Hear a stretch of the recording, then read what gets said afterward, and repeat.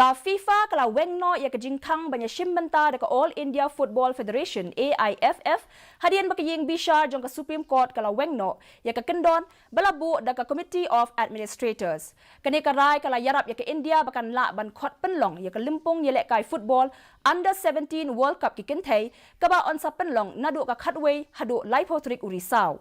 Haka shithi syaka AIFF ka FIFA ka penpau baka bureau jong ka FIFA Council kalarai ban Weng no marmar ya ke Jingkhang persya ba Shipor ya ka AIFF.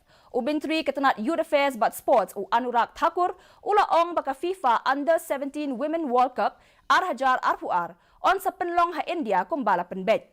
Leng baka Twitter u Thakur ula penpau ya ke Jingsngau keben baka bureau jong ka FIFA Council kala Weng ya ke dikarai persya ya ka All India Football Federation. Mentapat nginyapet ya